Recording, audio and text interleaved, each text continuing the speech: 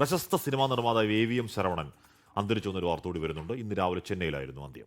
86 വയസ്സായിരുന്നു. നിരവധി ഹിറ്റ് സിനിമകളുടെ നിർമ്മാതാവാണ്. മനീഷ് മൂർത്തിയാണ് ചെന്നൈയിൽ നിന്ന് വിശദാംശങ്ങളുമായി ചേരുന്നത്. മനീഷ്, ഈ പറയുന്നത് പോലെ നമ്മൾ ഒരു സമയത്ത് സൗത്ത് ഇന്ത്യൻ സിനിമകൾ എന്നൊക്കെ പറയുമ്പോൾ ഇദ്ദേഹത്തിന്റെ പേരിലൂടെ തന്നെയാണ് അറിയപ്പെട്ടിരുന്നത്. ആ ഒരു പ്രൊഡക്ഷൻ കമ്പനിയുടെയും പേരിലാണ് അറിയപ്പെട്ടിരുന്നത്. വിശദാംശങ്ങൾ പറയും.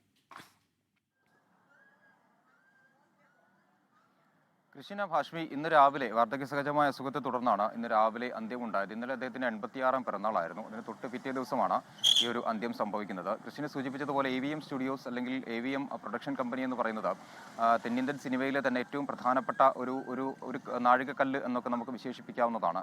ഏതൊരു തമിഴ് സിനിമയാണെങ്കിലും മറ്റ് ഏത് തെന്നിന്ത്യൻ സിനിമയാണെങ്കിലും ശരി, അതിൻ്റെയൊക്കെ ഒരു ഐഡന്റിറ്റി അല്ലെങ്കിൽ തമിഴ്നാടിൻ്റെ ഒരു ഐഡന്റിറ്റി ആയി മാറിയ ഒരു പ്രൊഡക്ഷൻ ഹൗസാണ് AVM സ്റ്റുഡിയോസ് എന്ന് പറയുന്നത്.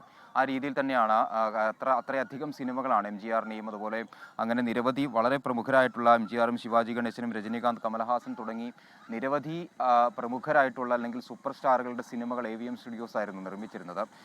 അത്തരത്തിൽ ആണ് അത്രയും ഒരു വ്യക്തിമുദ്ര പതിപ്പിച്ച ഒരു മനുഷ്യൻ്റെ ഒരു വ്യക്തിയാണ്. ഇന്നിപ്പോൾ വടവളനിയിലെ AVM സ്റ്റുഡിയോയിൽ പൊതുദർശനത്തിന് ശേഷമായിരിക്കും സംസ്കാരം ഉണ്ടാവുക. സംസ്കാര സമയം സംബന്ധിച്ച ഇനിയും തീരുമാനമായിട്ടില്ല. കാരണം എത്ര സമയം, എന്തായാലും ധാരാളം ആളുകൾ അവിടേക്ക് എത്തേണ്ടതുണ്ട്. അദ്ദേഹത്തെ അവസാനമായി ഒരു നോക്ക് കാണാൻ ധാരാളം ആളുകൾ എത്തേണ്ടതുണ്ട്.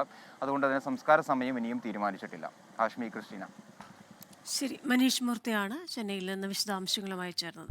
ലോകത്തെവിടെയായാലും ഏത് സമയത്തും 24 വാർത്തകളും ഓഗ്മെന്റഡ് റിയാലിറ്റി പാക്കേജുകളും എക്സ്പ്ലെയിനറുകളും വിശദമായി കാണാൻ ഞങ്ങളുടെ YouTube ചാനൽ നിങ്ങൾക്ക് സബ്സ്ക്രൈബ് ചെയ്യാം.